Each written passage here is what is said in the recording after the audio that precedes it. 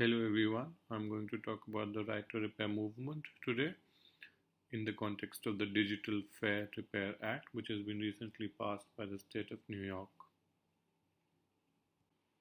Let us begin by understanding what the Digital Repair Act is.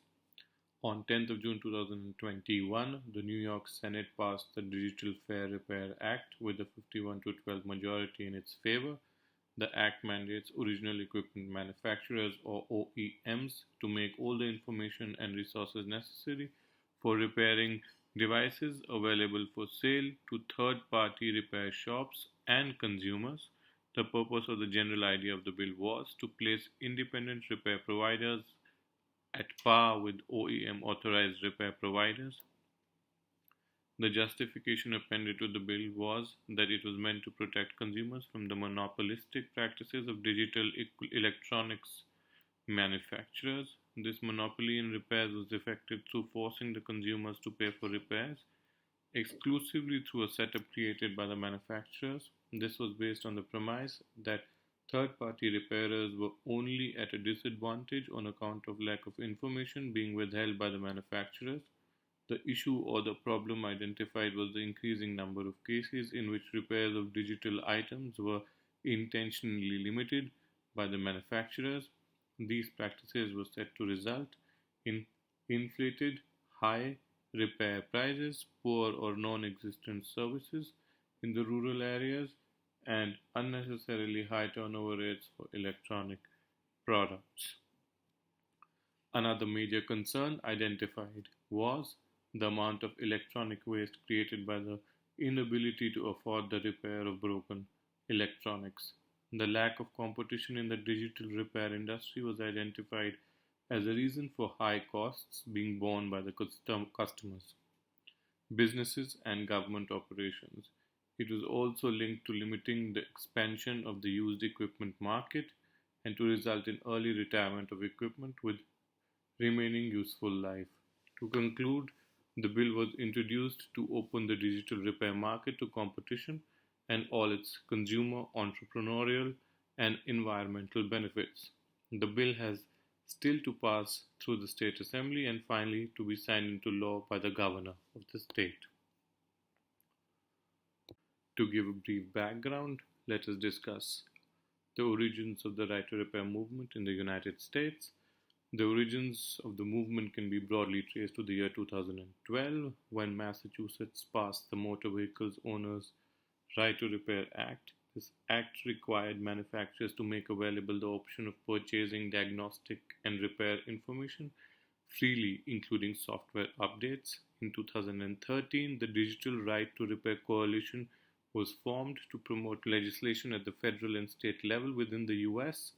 The coalition aimed to advocate for consumers' rights to use, modify, and repair the products and published model legislation to this effect. The issue of planned obsolescence is also inextricably linked to the right to repair debate. Planned obsolescence is said to be a strategy of deliberately ensuring that the current version of the given product will become out of date or useless within a specific time, thus proving to be a way of artificially bolstering demand.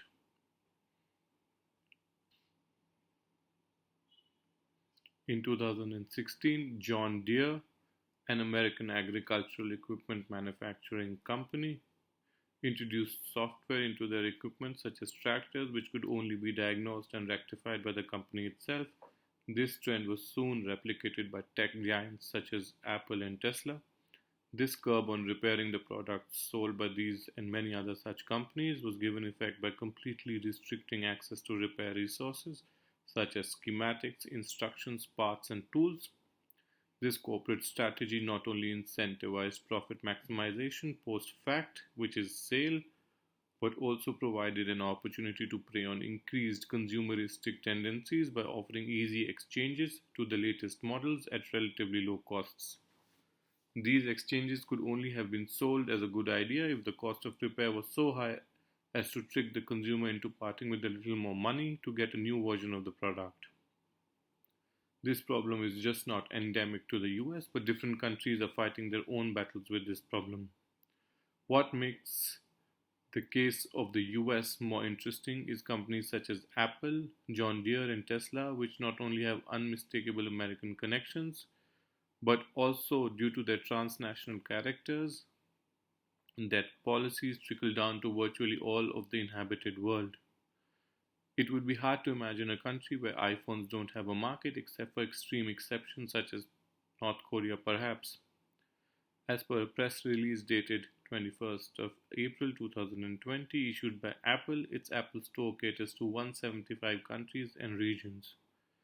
Another important aspect to note is that the sheer power of these companies make them virtually untouchable, and they are in constant friction with the policymakers and the adjudicatory mechanisms to evade regulation. If the US is still trying to redress this issue, it is not hard to imagine as to the lack of bargaining powers of the developing world to do the same. Proceeding with Apple as an example and going a bit deeper, the company has a program called Made for iPhone, which concentrates on creating a whole consumer ecosystem around their products, right from accessories to the ability to repair, music services, cloud storage, and media streaming, etc. Apple allows third party repairers to get certification from them to repair their products. This certification comes with a fee. This means that you must pay Apple for even being able to offer repairs on their products. And even then, the scope of repairs is restricted to just batteries and screens. The cost of screens in certain cases has been found to be more than the cost of buying a new phone. This certification also requires being open to inspections, which may occur up to 5 years after leaving the program. Apple is also known to make small changes to its chips and then contractually obligate original equipment manufacturers to not share the chips with any third party buyers. Any transgressions of their policies also invite penalties. So, what are the arguments against the right to repair movement, or the arguments that the companies like to put forward? They say that giving access to their framework could potentially compromise the privacy of the consumers. But there's a simple response that it's the choice of the consumer whether to trust a particular person or an organization to repair their products. Further legislations exist within various countries which can be independently invoked in cases of breach. There is also no guarantee that an authorized company repair entity would not cause such a breach. As a matter of fact, very recently Apple had to pay a substantial settlement to a victim when its technicians posted private photos and videos online when the phone was sent for repair. A risk of tampering with the technology has also been outlined, causing the product to malfunction or to perform in a way which impacts the image of the company. This again goes to the agency which the consumer has over the product it has paid for. If the consumer is willing to undertake the risk for it to be repaired by a third party, the company should not have a locus to object. Another issue outlined by the companies has been the need to give access to proprietary software and technology, which presents the problem of copyright and intellectual property issues. This issue has been addressed in the Digital Fair Repair Act by providing just exceptions, which also includes protections for trade secrets. Thus, the legislations are sensitive to the needs of the companies and also largely reflect them as well. Let us now talk about the right to repair movement and its impact on the environment. So, a UN Environment Program report states that the world produces about 50 million tons of e-waste each year, and only 20% of this amount is formally recycled. Further, the e-waste produced annually is worth over 62.5 billion US dollars, a figure which the report states to be higher than the GDP of most countries. This e-waste also contains 100 times more gold per ton as compared to a ton of gold ore. These figures point towards an alarming trend. E-waste has been linked to grave environmental and health impacts. This directly feeds into the link between the right to repair movement and the environment. In the clickbait consumeristic culture of the current times, fast fashion trends rule the market. This phenomena is no longer confined to just the fashion industry. The tech industry also implies strategies of hyper product differentiation, religiously updating models with at times superficial updates, and incentivizing exchange over repair. These strategies may generate huge revenues for the companies, but at what cost, you may ask? The sources required to produce these products extract their pound of flesh from the planet to begin with. This problem is further exacerbated when the life cycles of these products get shorter and shorter, giving rise to the problems of e-waste. Salvaging such a waste also has become an industry. The developing world is bearing a disproportionate burden of processing this waste. Thus, the environmental impact of our e-waste cannot be easily discounted, and with the global world order becoming more and more technologically intensive, this issue is not going anywhere. Another major interaction that we want to explore is the right to repair and the issue of access. So, as the pandemic hit and the world economy was forced to deal with the period of lockdowns, the importance of technology became much more prominent. People were forced to work from home, students moved to online teaching, the e commerce industry boomed, to take a few examples.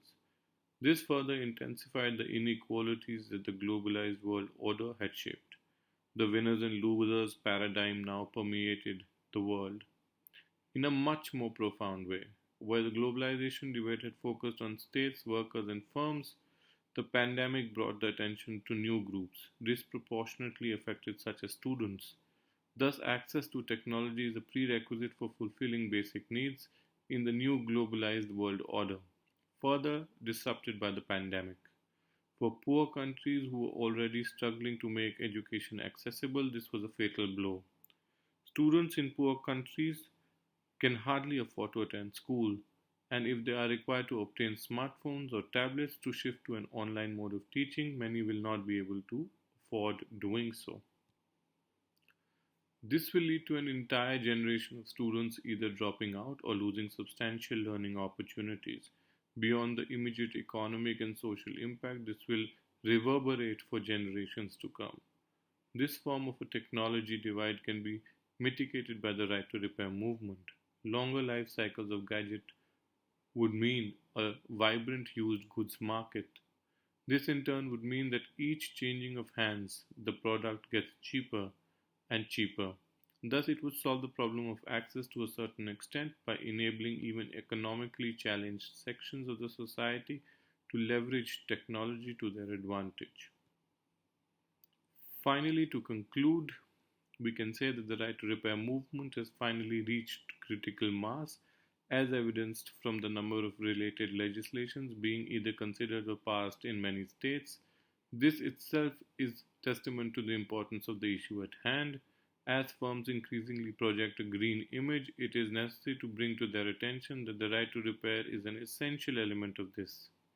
Much more is required to be done, not just by the firms, but also by all stakeholders such as governments and consumers, to ensure that principles of sustainability, resilience, and well being are imbibed in our climate response strategies in a more holistic way. Lastly, I would like to state that firms are not all evil, and as sometimes the narrative may indicate, but given the current context where certain transnational firms are rivaling small world economies, it stands to reason they be held to a higher standard. Thank you for listening.